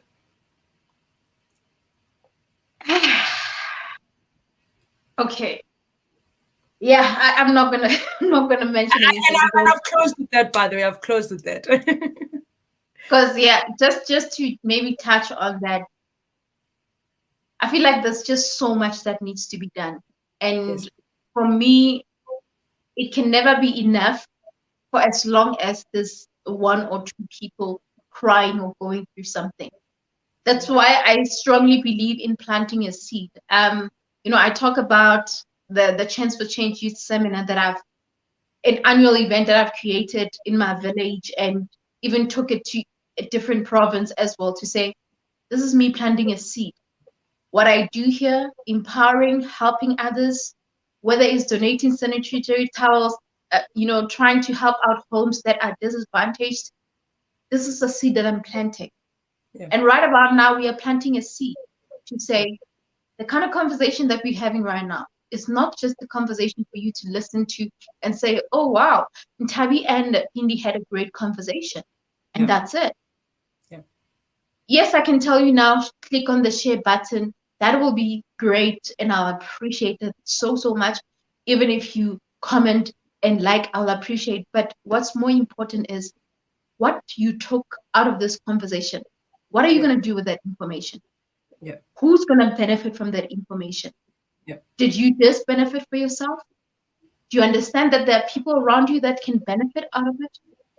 There's so much more that we can do. And that's why even the slogan for Real Talk with Ntabi Foundation is that together we can do more. Together we can do more. Yeah. I mean, Hindi and you and your husband, you have the brand titled Together Till the End, right? Yeah. What? No, wait. How do you say? Together till the end. Yeah. Oh, okay. I was right. Together till the end. Yeah. Now, together till the end means that we will do whatever it takes. Against all odds, we will be together until the end. Yep. We will go through everything until the end. Yep. Today, we are speaking now as women. And I want to adopt that slogan right now to say, we as women, we as, people that were brought to this, we were all brought to this world for a purpose. Yeah. All of us, may we find our purpose. May we carry it until the end. May we not drop it and stop doing our best just because, someone else feels like, hey, when are you busy doing this? You're busy doing that. Don't be discouraged. Continue doing your best. Now, we're wrapping up. I've been saying we're wrapping up. I've been saying we're wrapping up. You're one of those pastors that wrap up like 50 times in. I'm almost finished. 2 hours. I'm almost finished. 3 hours. You know what? I think I'm working on really improving my way of speaking, because I think there are certain words that you shouldn't say, because if you're saying you're wrapping up, already a person's mindset is like, oh, okay, I'm done. Laquita is about to go somewhere. She's probably preparing her bag, and I've been saying, now I'm getting into another conversation. Jeez. And then you're talking, she comes back, wrap up, and she's like, I'm taking my bag. And she's back. Shame. Sorry, Laquita. My point exactly. All right. So Laquita says, Phindile speaks the words of wisdom when she mentions accountability. Definitely. We need to be accountable. We were brought to this world to really make a difference, and it starts with us. Hi, ladies. Laquita's voice is soothing. Listen, I love her voice so much. Love you, ladies. We love you too. It's definitely the real Phindile. It's definitely the real Phindile. Okay. Oh yeah, the real. The show that we're talking about. It's definitely the real. Okay. So it means that I'm confusing their names then. So but definitely it's coming soon. It's loading. Yes. Good to see you, and thank you so much. Hugs to you. Listen, I could hug you right now, but we appreciate you. Thank you so much. All right, now we at the end. Now we at the end, and the real end. Yeah, the real end. But before the real end, because here's the thing: we might decide to leave and decide to end this life, but I feel like if there are issues that need to be addressed, and maybe if you can slot it, let's do that. What are the 5 signs? What are the 5 signs that this individual is experiencing mental health, without explaining them? What are those 5 signs? Because right now we're probably like having a conversation with maybe not even teenagers, maybe more people as like elders, sisters, whatever. What are those signs, so that everyone can somehow have an idea if one of their loved ones is going through something, and all of what are the signs? 5 of them. So it's unfortunate that we don't have time, and we delved a lot on the teenage pregnancy and all that, but mental health on its own can take like 5 hours, because there's a lot that I have to explain even before I can just jump in and talk about the 5 symptoms, right? Because you can do 10 minutes. Do you have the time? But I'm sure you are busy. Unfortunately not. But I can refer them to a video that I made called Mental Health and Depression as well. I think they need to watch that in detail, but there's a lot that goes into this before I can just, drop the symptoms or what to look out for, because we first of all have to define what mental health, what mental illness is, and so forth. But just to give you a brief, there are different mental health illnesses, from depression to bipolar, to personality disorder conditions. It's quite a lot. It varies, right? And so because it varies, we always encourage that seek a professional. Obviously, you have to have certain symptoms or something that you feel like you're going through or undergoing. And that being the case, rather see a professional, because a professional will tell you exactly what it is, right? Because when we talk of mental health, we talk about your state of being. When we talk of illnesses, we talk about the conditions. But then we don't know what condition you are encountering or experiencing. And sometimes we say a person is depressed and it's not even depression, right? So it's important that you have to seek a professional. But overall, some of the symptoms that come from all these various mental conditions that are sort of, I don't want to use the word similar, but I'm going to try and sort of collate them. I'm going to group them.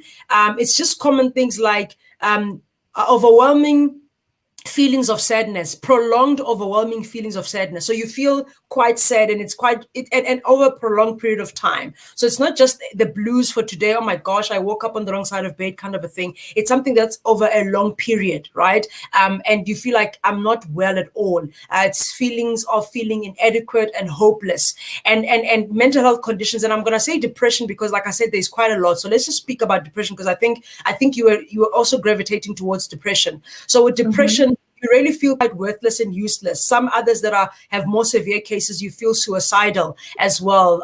You feel like you're just in this dark hole. And what happens is that depression is not something that is happening to you. Depression is not something happening to you, meaning it's not a situation and now it's something that's happening in you. It's not happening to you. It's something that you're feeling inside that you cannot explain. And it's a lot because sometimes it's because of chemical imbalance.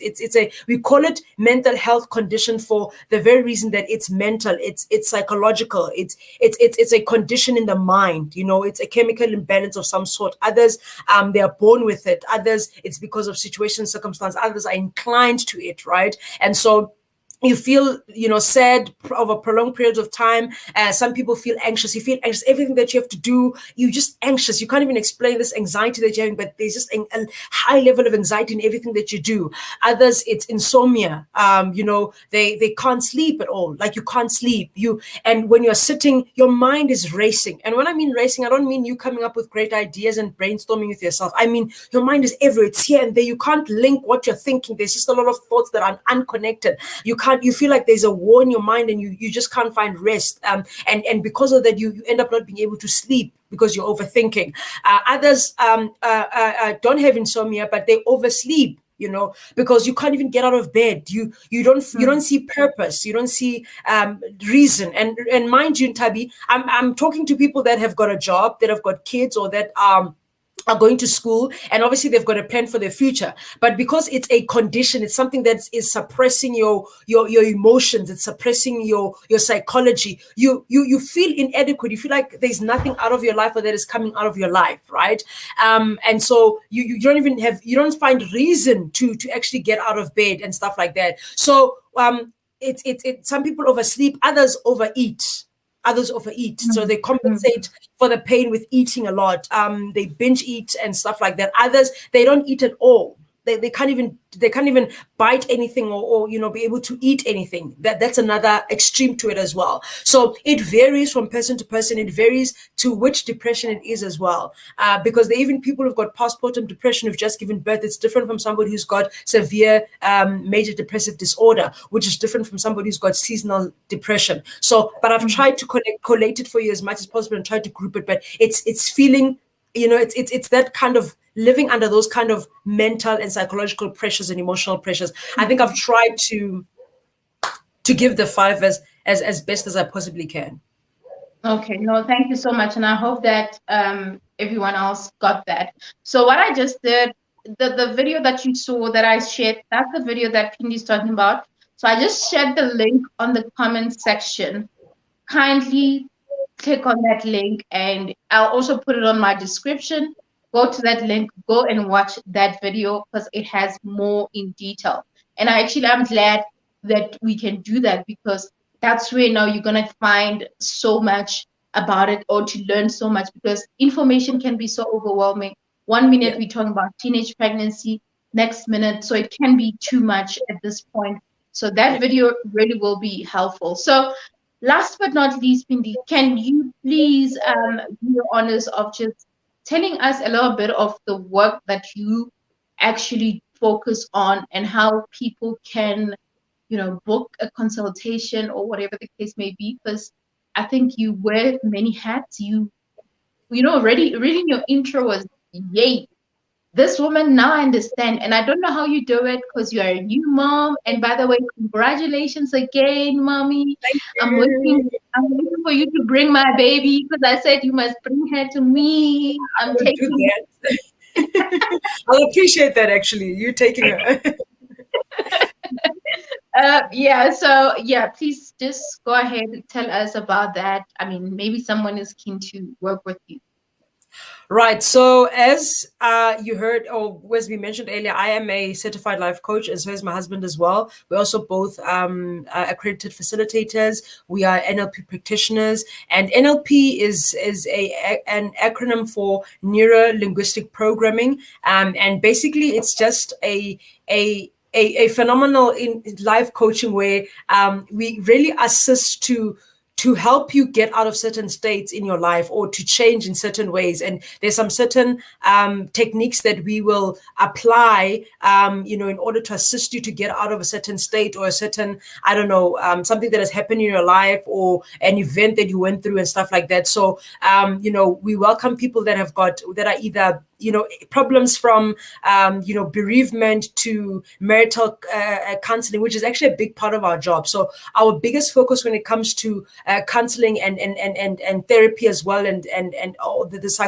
social services that we offer is really marital counseling, helping people through relationships, helping people through with their significant others and stuff like that. And then remember, counseling and coaching are two completely different things, right? So we also have the coaching aspect of it. The coaching aspect of it involves a lot of things, like we coach people in things from time management to effective communication. We coach people on, things like emotional intelligence. We coach people on things like, how to be a public speaker, presenter. And I've also mentioned that we are accredited facilitators. So we work with institutions there. We work with corporates, government institutions, and it's just basically to provide training, and we facilitate certain programs, right, for them, whether it's business development or whatever the case may be. That's work that we also do as well.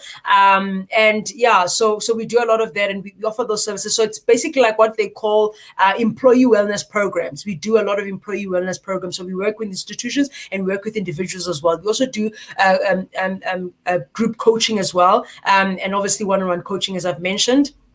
I think that's just in brief the work that we do, but yeah, that's what we focus on. And then on the faith aspect of things, we are, my husband and I are both pastors, and so we do minister, we do host revivals and conferences, and we just believe a lot in spreading the gospel, and so that people can really come to know Jesus as their Lord and Savior. And that's why we've actually, we have that faith aspect, but excuse me, we are able to also help people in the secular world as well, and in the corporate and the business world. So I think I've covered anything. Is there anything that you think that I've missed or that you think I should highlight? No, I think that was clear. I think that was quite clear. But of course, if there's anything, guys, like I just shared Pindi's social media platform. If there's anything that you feel like you're unsure of or you want to ask her, you can privately go to her Instagram and maybe DM her. She'll probably be happy to assist. And just to add on that, sorry, madam. So my husband is a professional counselor, meaning he's registered with the Health Professional Council of South Africa, right? Mm-hmm. He's a professional counselor, and we are professionals. And so we always have that psychological element to it, because I feel like there are times when people do counseling and it's not well informed, and times when they come into the presence of somebody, instead of leading them to a certain way, they take them into completely opposite direction. So we are registered, and so you can take our practice number and verify us if you want, and if that makes you more comfortable, you're most welcome to do that as well. Okay. Oh, that's and also we've got Together Till the End is a book that my husband wrote. Can I find it somewhere here? Sorry to tell you. Pardon? So I don't see the copy here. Also there's pardon? Okay, so my husband's talking, the guys is listening. Sorry to turn my backs on you. So we've got that book, Together Till the End, and then we've also got this one called Think or Shrink. Mm-hmm.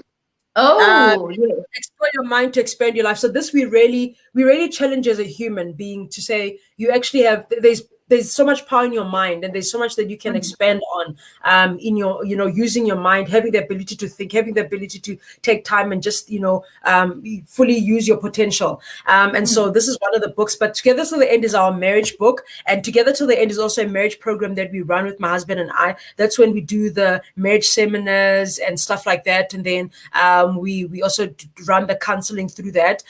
So we do that together. We've got a company called EmpowerMaz Development. That one is responsible for the corporate side of things, meaning the training and the facilitating of corporates and other institutions and government and so forth. Yeah. Okay. All right. No, that's awesome. So, ladies and gentlemen, I hope that you got something out of that. I truly am inspired and I am full. But I feel like I can still have you here because there's just so much wisdom that you have, not just on this conversation, even more. But of course, we're still going to have more. Keeping my fingers crossed, we're still going to have more of this. So let me first say thank you so much, Phindile. I'm honestly grateful for you. Your story is amazing.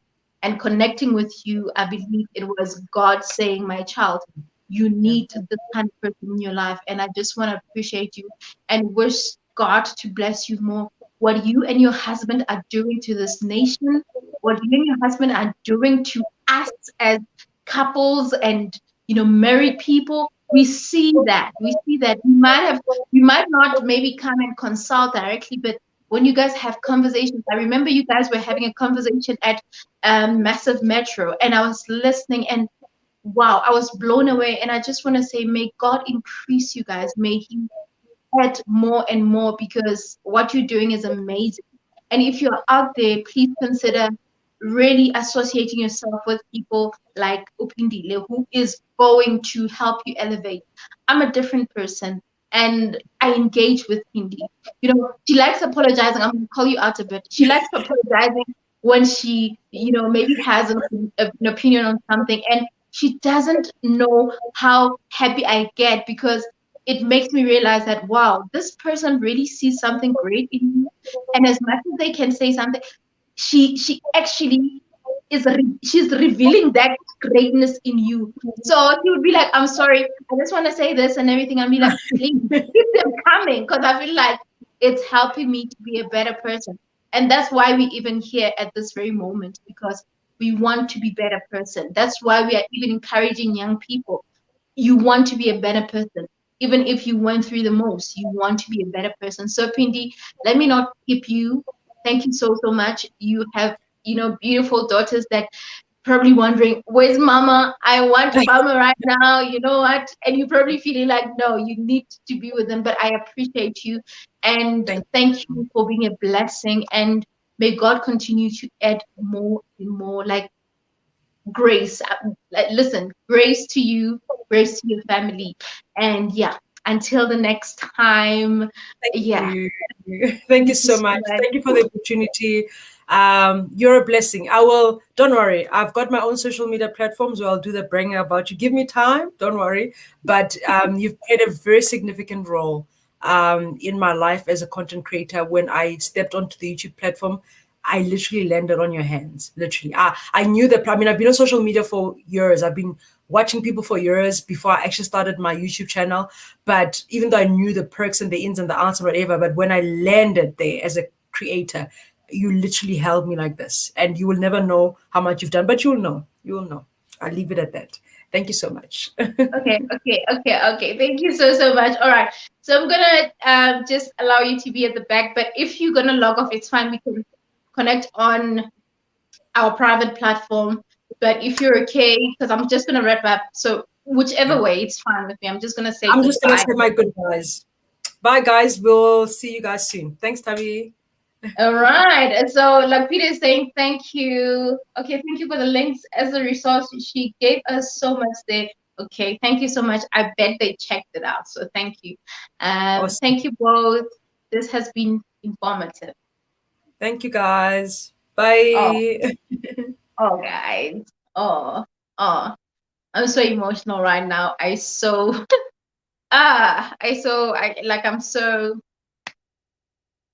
grateful, basically. I'm so grateful. And I just want to say thank you to all of you guys for really being engaging and being a part of this conversation.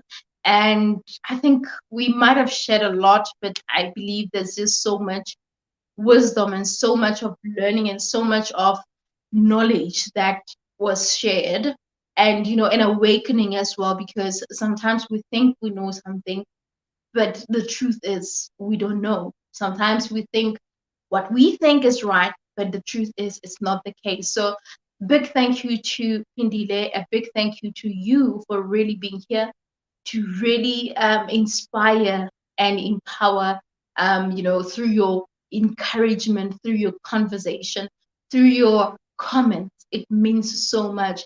Now, I want to wrap this up, and I'm going to wrap it up by playing just a short clip of Pindile's mental health video. So I'm going to share it and just allow it to play for a few minutes.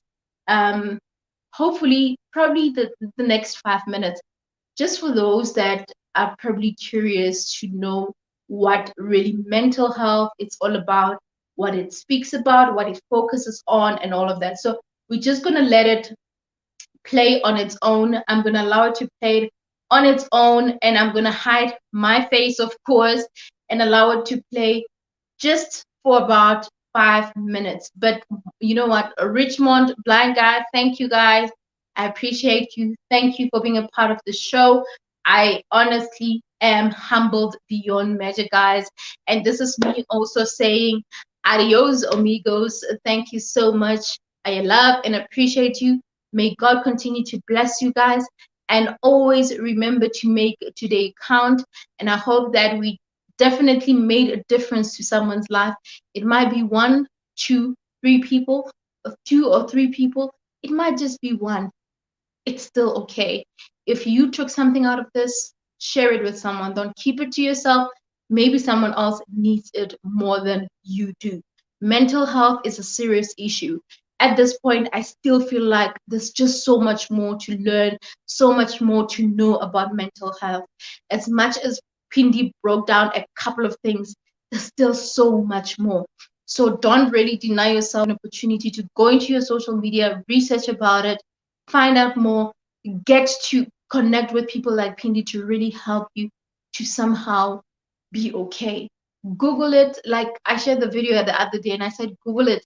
If there's anything that you're going through, Google it and you'll be okay, all right? So with that said, this is me signing out. I'm going to sign out by playing this video. And yeah, thank you so much. I love you guys. You know, I've got so much love for you.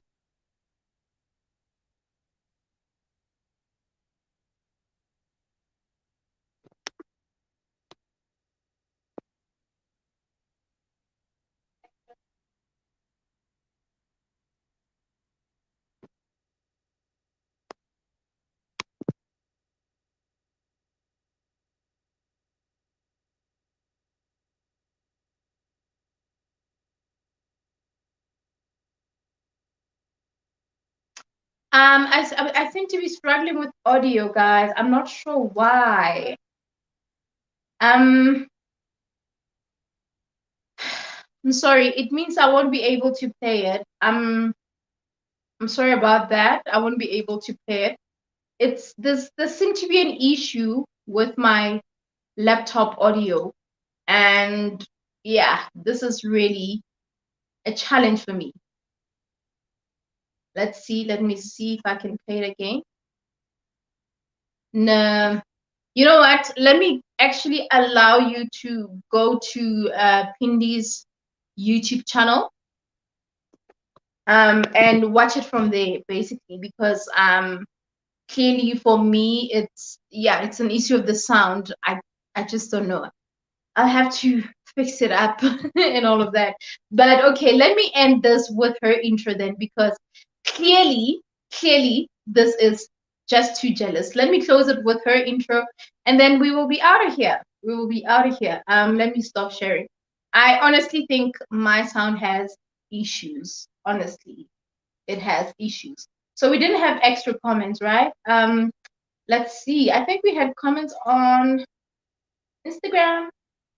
Not Instagram. Oh, okay. All right. So we've got so much likes on Facebook, but not much comments going on. But I guess it's all good. It's all good. I think for those that came in late, let me just play you Pindi's intro so that you can just get an idea of what she's all about, or what she does, or more of what she does, and then I'll definitely be out of here. Is that okay? Is that good? or do you still want to chat? You still want to chat about some? Let's see what Laquita is saying. Now we have the pleasure of clicking the video link you put in the chat. Exactly, which is, I guess that's the best thing I did. So let me play that intro for you guys at least, at least. There is room to improve, ability to change, and capacity to grow. This is a quote by Phindile. About Phindile. Phindile Innocentia Mazindo is married to Lehlohonolo Mazindo and is a mother of 2 beautiful kids. She's the founder and co-pastor of Cathedral of Restoration, an outreach ministry that serves to restore God's people holistically and nationally. She holds an industrial management diploma, and of course, she later obtained her bachelor's degree in leadership and management. She is currently pursuing her BCom in business management. Yes, girl. She is a certified life coach and an NLP practitioner. She is an accredited ETDP Facilitator. So she worked for a German Chamber of Commerce for 7 years as a project manager. She is currently the MD of EmpowerMaz Development. She also runs marriage programs with her husband with the brand title Together Till the End. Oh wow, this is beautiful. She is an inspirational speaker and speaks in various conferences, crusades, revival meetings, countrywide. She is a radio content contributor, and she has been called to radio stations such as SAFM, Radio 2000, Radio Pulpit, Massive Metro, The Rock FM, Alex FM, Hope FM, Joyous FM, and I bet there's actually more. She is a trained radio and TV presenter and has MCed events such as the I Do Awards. Yes, girl. She is a founder and pioneer of Trap Wives program. She has been in ministry since her early childhood, and she has been serving God passionately ever since then. Okay, that's too much.